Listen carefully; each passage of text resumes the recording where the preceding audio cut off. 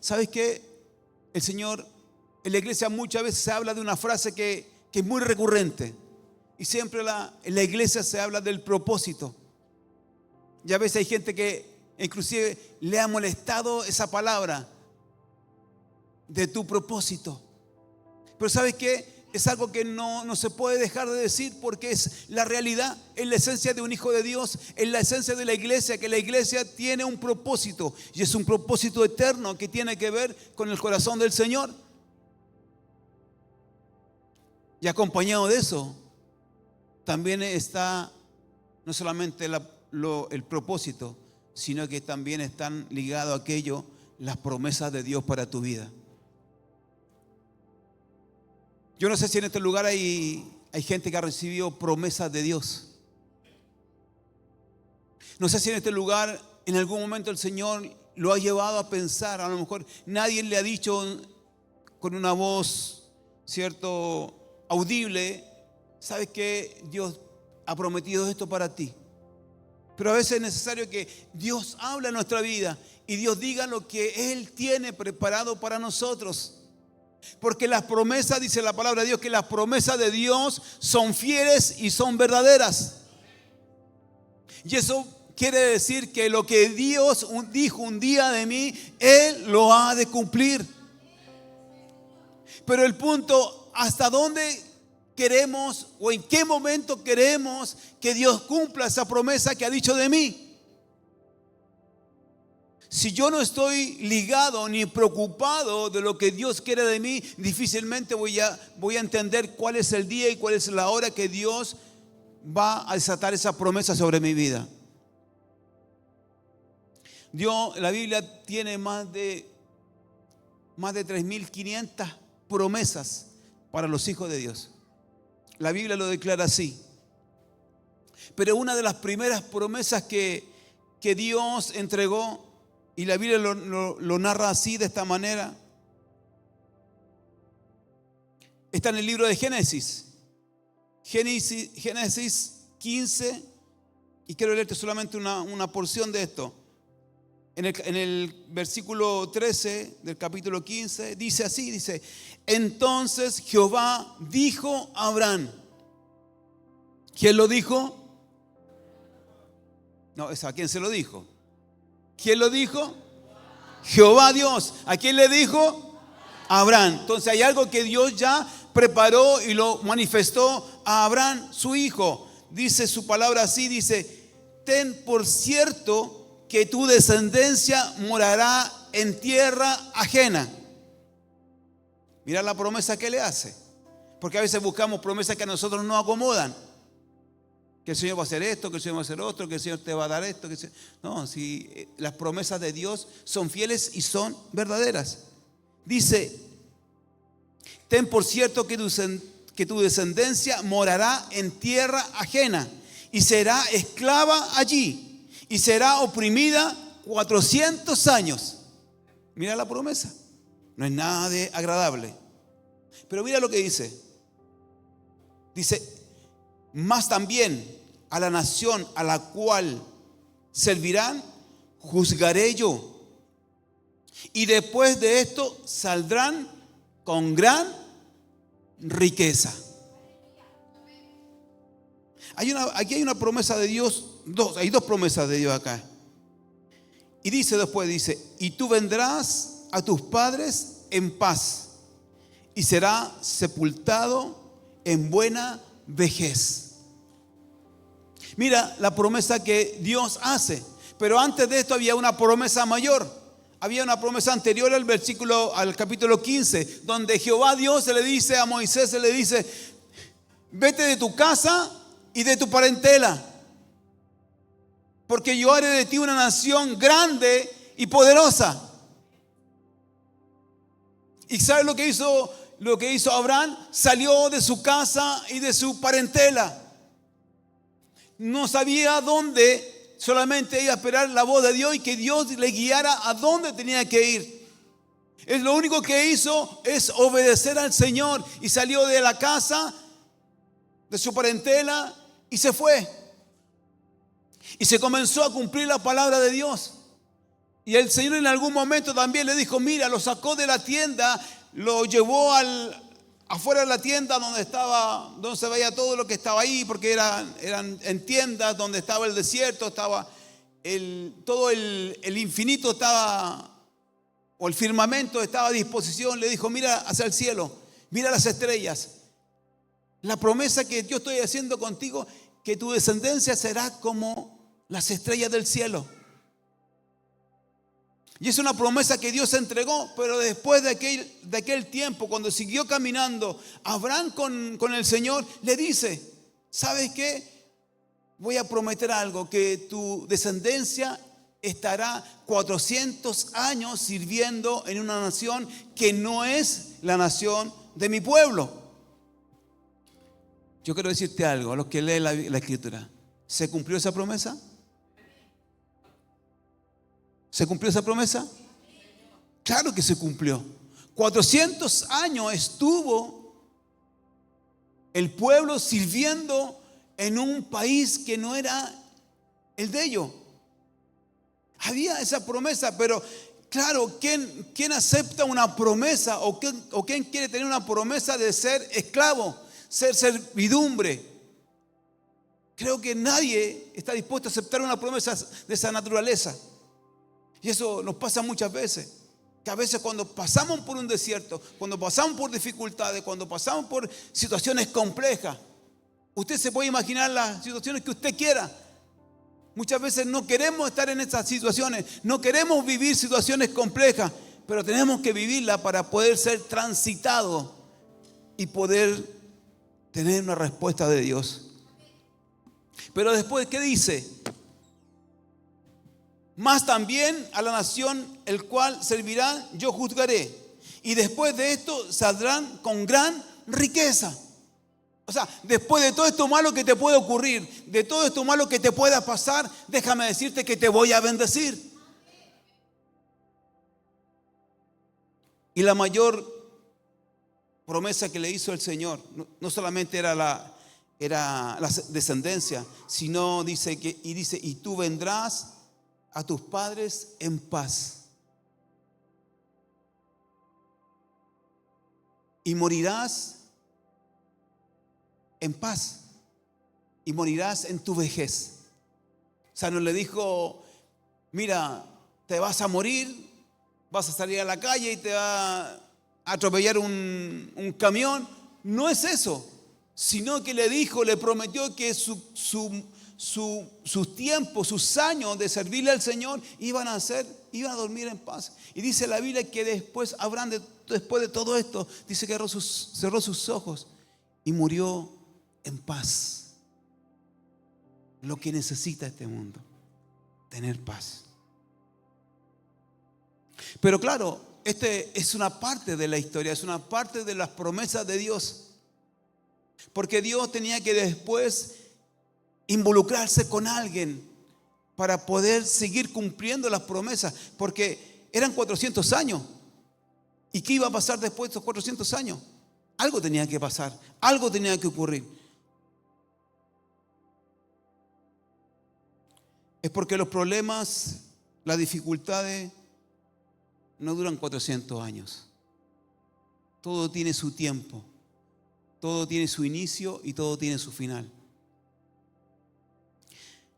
Y claro, pasaron los 400 años, se vivieron los 400 años de esclavitud, pero Dios nuevamente se acuerda de las promesas que hizo a su pueblo.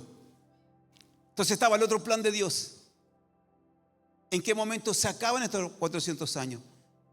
Y Dios lo menciona en Éxodo 12, habla y le dice, serán 430 años que el pueblo estará oprimido.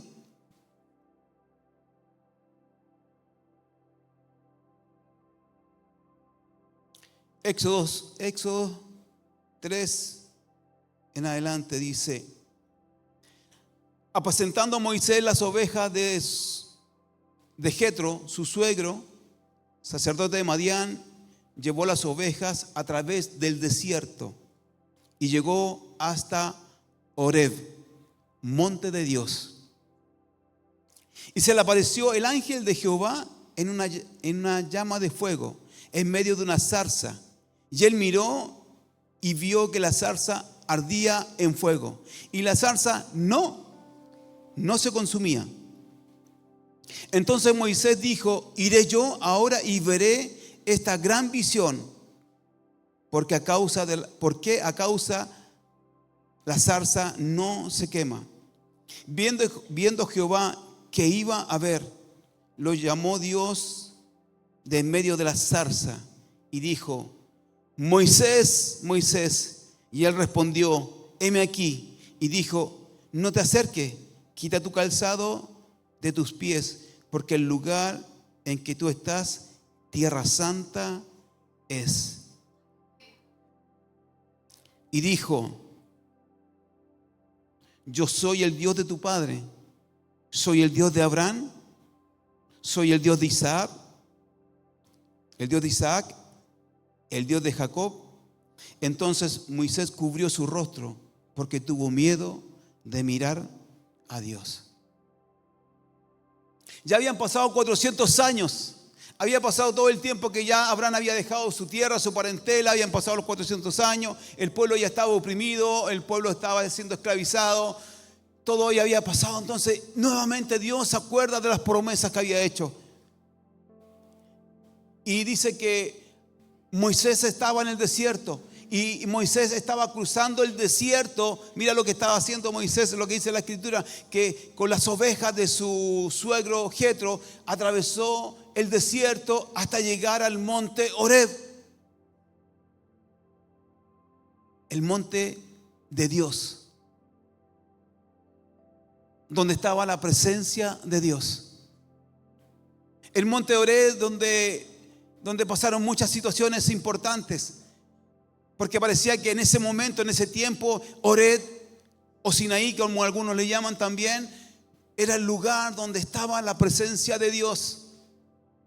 Y le bastó al Señor enviar a Moisés, cruzar todo el desierto con el ganado, con las ovejas, para llegar al monte y llegar a donde estaba una zarza que ardía, pero que no se consumía. Y eso despertó algo especial para Moisés. Despertó algo tan especial que él llegó y miró y dijo: ¿qué pasa? Esta gran visión que tengo, porque la zarza está ardiendo, pero no se quema. Y era la presencia misma de Dios que estaba ahí. Era la presencia de Dios en la que estaba en ese lugar, porque necesitaba entregar a Moisés la promesa que había cumplido ya antes con Abraham, pero que ahora necesitaba cumplirla con su pueblo. Y la zarza no se consumía. Entonces aquí hay algo que nosotros debemos discernir. ¿Por qué la zarza no se consuma? ¿Por qué ardía pero no se consumaba? Seguía ardiendo. Y esa fue la gran visión que tuvo Moisés. Y él se acercó.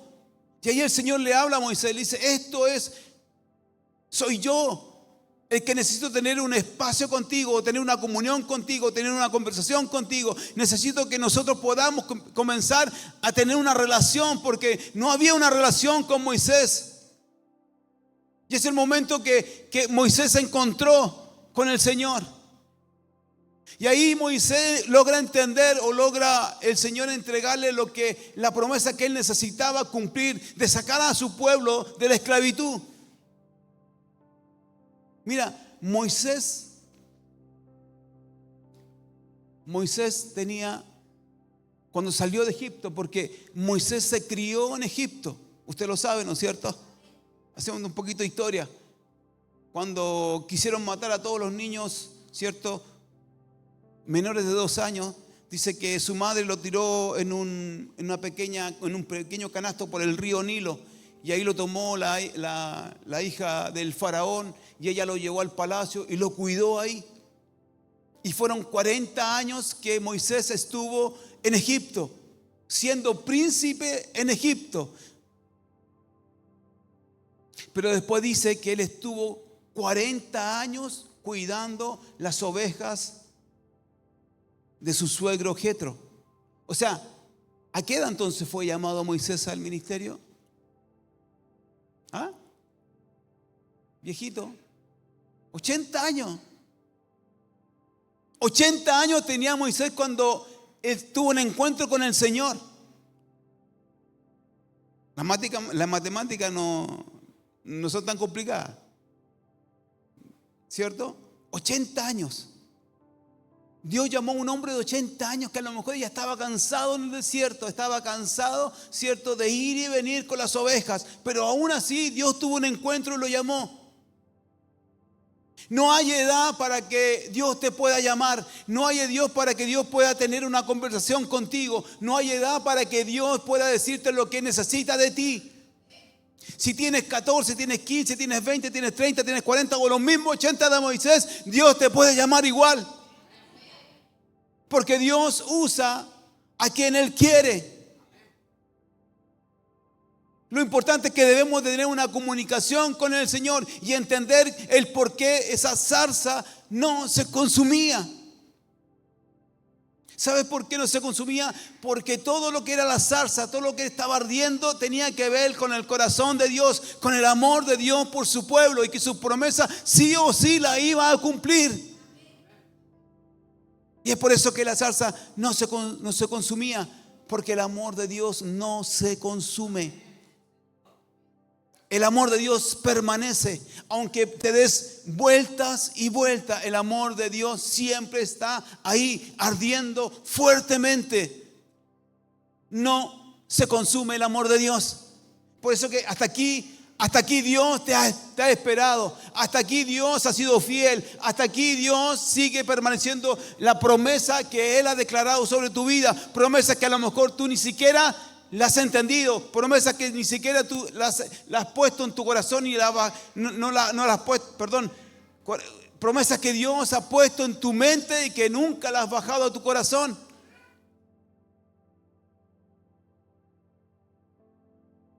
Entonces las promesas de Dios son fieles y son verdaderas.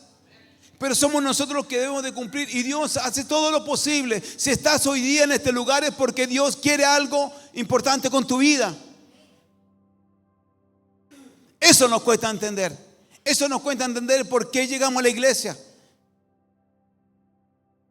¿Sabes qué? Moisés llegó a tener una conversación con Dios no porque tenía una necesidad. Moisés no tenía una necesidad, sino que Dios tenía una necesidad de cumplir un pacto con su pueblo, con sus hijos. Y llamó a este hombre, que puede haber sido otro, pero lo llamó a él. A la edad de 80 años, puede haber sido uno más joven, pero lo llamó a él. Que alguien puede haber sido mucho más imponente, no sé, o alguien más inteligente, alguien, no sé, pero lo llamó a él. Y así también Dios nos puede llamar a nosotros al ministerio, no para ir a la iglesia, porque Dios no necesita que tú vengas a la iglesia. Dios necesita que vengas al templo, porque somos nosotros la iglesia. Y si somos nosotros la iglesia, nosotros podemos hacer lo que Dios ha determinado sobre nuestra vida y cumplir el propósito de Dios sobre nuestra vida. Propósitos que a veces son ajenos a nosotros, porque sencillamente no entendemos y tampoco queremos entender el corazón de Dios. Hace un tiempo atrás leía una historia donde había una exposición de cuadros muy rimbombantes, por decirlo ahí. El mismo pintor, un pintor importante, un pintor francés, y tenía una galería de cuadros, pero eran cuadros abstractos. Usted sabe lo que es una pintura abstracta, ¿no es cierto? Algo que quizás uno le da su propia interpretación, uno le puede dar una propia imaginación. Y claro, pero dice que una mujer llegó a la galería a ver esos cuadros y encontró que había un cuadro de los que estaban ahí, algo raro tenía. Y todo el mundo pasaba por la galería, todo el mundo miraba los cuadros, y especialmente ese cuadro que te estoy mencionando, la gente se detenía y lo encontraba maravilloso, lo encontraba bien, le gustaba el cuadro y todo eso. Pero una mujer que no era especialista en pintura, le pareció algo extraño en ese cuadro. Y averiguó y vio de qué forma, porque ella no podía concebir que hay algo que tenía ese cuadro. Pero ¿sabe qué? Todo el mundo lo miraba y le gustaba el cuadro. Hasta cuando por fin se dio cuenta cuál era el problema que tenía el cuadro. Como era un cuadro abstracto, ¿sabe cuál es el problema que tenía el cuadro? Y que todo el mundo lo miraba. Que el cuadro estaba al revés.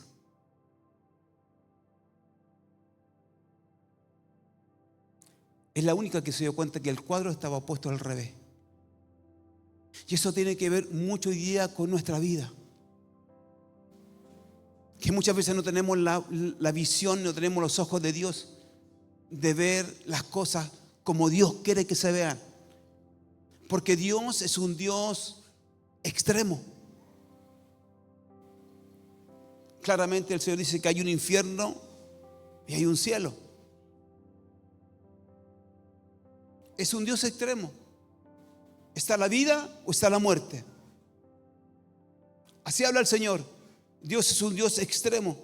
Y a veces nos pasa que miramos la vida como algo abstracto, como que las cosas que están mal en la vida, nosotros las vemos bien, aún sabiendo que las cosas muchas veces están al revés. Es por eso que el fuego que tiene que estar en ti, el amor de Dios que está sobre ti, es un amor que no se puede consumir. Tenemos que tener una mirada de amor, pero también una mirada correcta, con los ojos de Dios. No podemos normalizar aquellas cosas que el mundo normaliza. Si tú quieres dejar que la gente vea el cuadro al revés, que lo vea al revés, pero tú tienes que preocuparte que el cuadro no esté al revés. Porque a veces las cosas las vemos al revés. Y lo que Dios ve, nada lo ve al revés.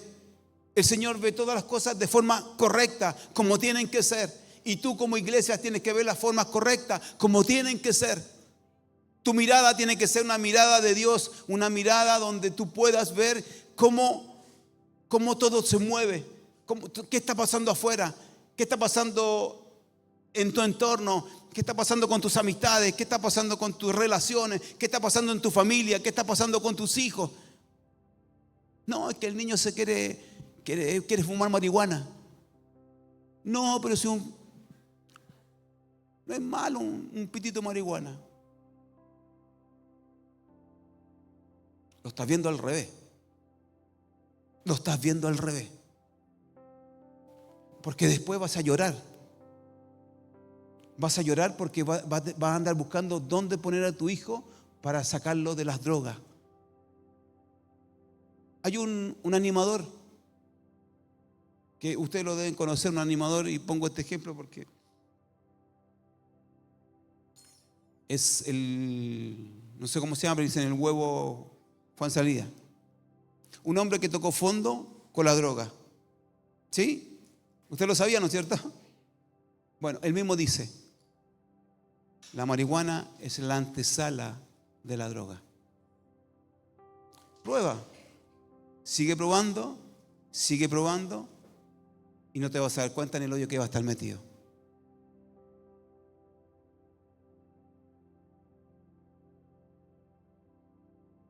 Hay cosas que son, no, es que mi hija se viste así. Ella se viste así, pues si es la moda, pues. ¿Está bien? Nosotros venimos a la iglesia.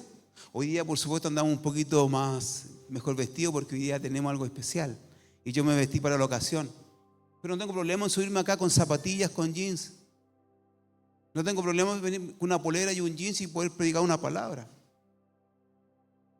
Pero está bien que haya una provocación. en lo que te vistes?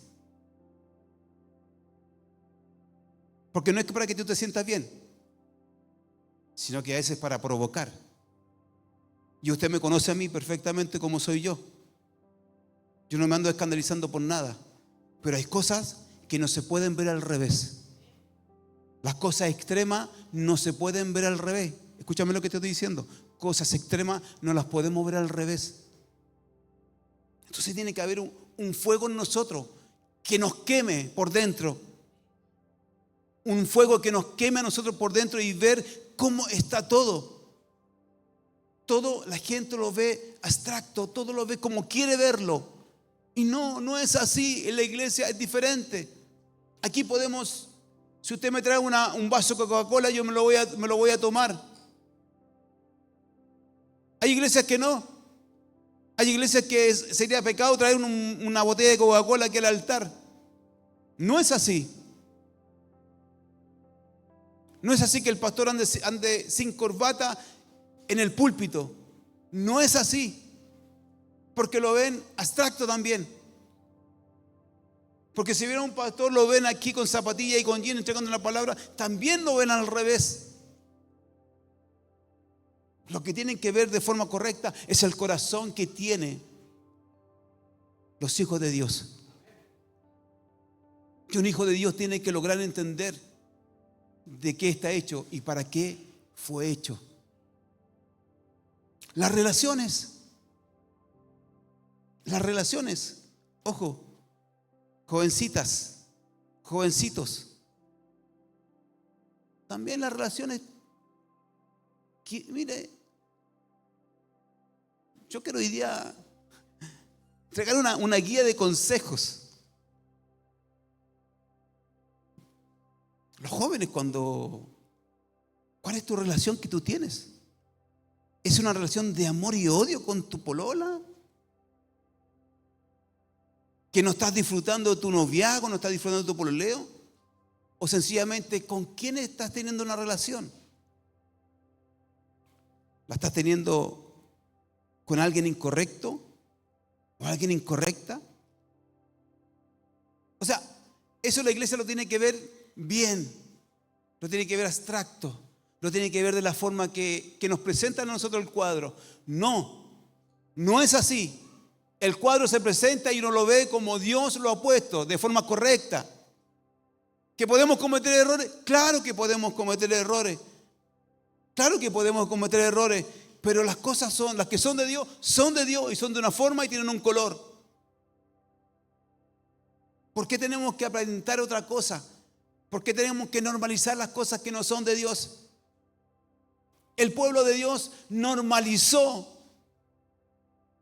sus 400 años. Y cuando salieron del desierto, reclamaban y decían, mejor que nos volvamos a Egipto, porque allá eran buenas las cebollas y eran buenos los ajos.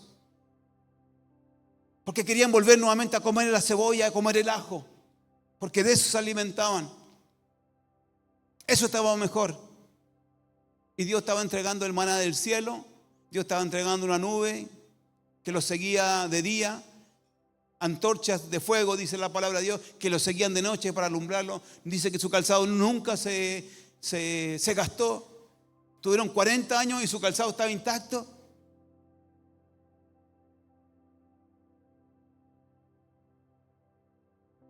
Debemos de mirar el cuadro de forma correcta.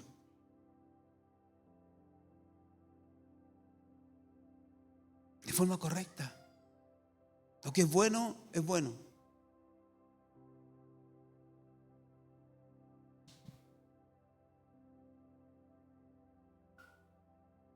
Moisés tuvo esta cercanía con el Señor y fue obediente a la voz de Dios. Y Moisés hizo lo que Dios le dijo que hiciera.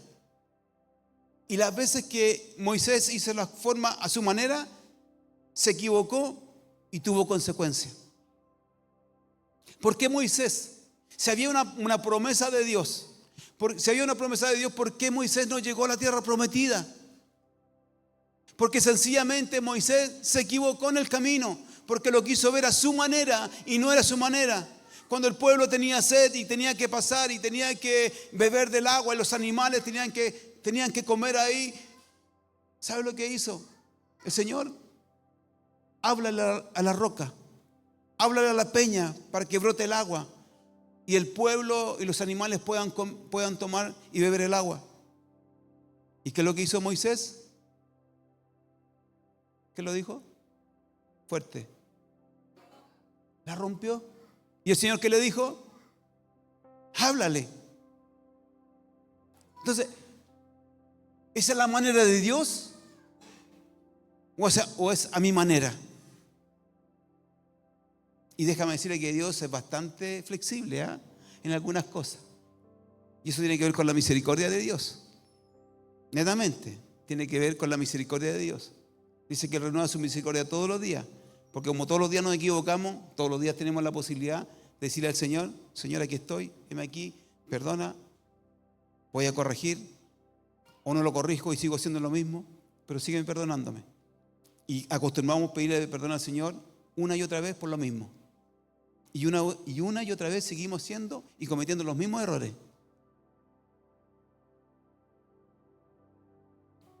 Moisés se equivocó. Y como él golpeó la roca y no le habló a la roca, el Señor le dijo: no, pues esto no es así. Esto es como yo digo. La única posibilidad que Moisés tuvo, llevarlo a las alturas, mostrarle la tierra prometida, y de ahí no se supo más de Moisés. Pero mira, Apocalipsis habla y especifica en algunos párrafos de Moisés. Si bien él no llegó a la tierra prometida, pero llegó al lugar donde el Señor vivía. Y eso le determina que no todo lo que hizo Moisés fue malo, que se equivocó. Y a veces nosotros tenemos la posibilidad de equivocarnos, pero no necesariamente tenemos que persistir en nuestros errores y en nuestros pecados. ¿Nos podemos equivocar? Claro que nos podemos equivocar. Pero cuando persistimos, cuando seguimos permanentemente en nuestros errores, déjame decirte que ya dejan de ser errores. Es parte de nuestro pecado. Dios lo que quiere, que tengamos un fuego adentro. Un fuego que no se apague. Y mientras más, pueden subir, chicos, mientras más ese fuego arda en nosotros, vamos a poder mirar el cuadro de la forma correcta. No podemos mirar un cuadro a la forma que nosotros queramos, sino que a la manera de Dios. Y hay un fuego que te va a quemar. Hay un fuego que va a comenzar a quemar en tu interior. Porque ese fuego es el que va a determinar quién eres tú. Cuando ese fuego no queme, te vas a comenzar a preocupar. Porque el celo de Dios es fuerte. El celo de Dios es fuerte. El celo de Dios es como el fuego que quema por dentro. Yo lo dije en algún momento y ayer lo dijo también Mari. Cuando Jeremías no quería ya predicar porque el pueblo estaba desatado, porque el pueblo miraba todo al revés. Y dijo Jeremías: y ya no hablaré más de ti y me olvidaré de ti. Pero había un fuego en mí que ardía y no pude dejar de hablar de ti.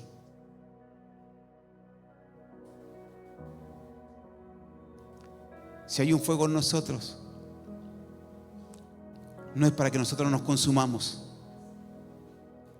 es para avivar lo que Dios ha puesto en nosotros. Porque el fuego aviva nuestro interior. Y ese fuego es el que nos va a hacer mejores hoy y mañana. Ese fuego es el que necesita la iglesia. Porque a veces hablamos de avivamiento y esperamos un avivamiento de parte de Dios. Un día también lo dije. Queremos un avivamiento de Dios. Y Dios siempre ha estado vivo. Es la iglesia que muchas veces se ha adormecido. Y pedimos un avivamiento y pedimos un fuego de Dios. Y el fuego de Dios lo tenemos nosotros. Y el avivamiento parte en nosotros. Por eso que Pablo le dijo a Timoteo: aviva el fuego que está en ti. ¿Qué le dijo? Le dijo: ora para que Dios avive el fuego que está en ti. No. Pablo le dijo, el apóstol Pablo le dice a Timoteo: aviva el fuego que está en ti. O sea, Timoteo, tú aviva el fuego que está en ti. Y a veces le pedimos al Señor: Señor, aviva el fuego que está en mí. ¿Qué nos puede ayudar? Sí. Pero ¿de quién depende que ese fuego esté en mí? Solamente depende de nosotros. Que tú avives el fuego que está en ti. Que no sea un tiempo de mujeres más. Que no sea un tiempo de jóvenes más. Que no sea un culto de día domingo más. Cuando quiero, cuando puedo. Hoy día claramente nos damos cuenta que hoy día estaba nublado en la mañana. Hay gente que le afecta lo nublado. Hay gente que le afecta el calor. Hay gente que le afecta la lluvia. Hay gente que le afecta el frío. Pero aquel que tiene el fuego de Dios no le afecta nada. No le afecta nada. Aviva el fuego que está en ti. Aviva el fuego que está en ti. Que arda ese fuego en ti. Que ese fuego definitivamente te descontrole por el Señor. Que esa llama que arde en ti sea una llama potente. Y que esa llama que está en ti pueda también generar el calor, inclusive quemar a otros. Por eso que a veces tenemos conversaciones antagónicas. Pero hay algo que es importante: que el fuego derrite el hielo. Es más poderoso. Pero el agua puede apagar el fuego. Mira que paradojal esta ilustración. El fuego derrite el hielo, pero el agua puede apagar el fuego. Que nada apague el fuego que comenzó a ser encendido en ti. Que nada se apague. Dile que está a tu lado. Que nada apague el fuego que está a ti. Está al lado tuyo. Dile que está al lado tuyo. Que nada apague el fuego que está en ti.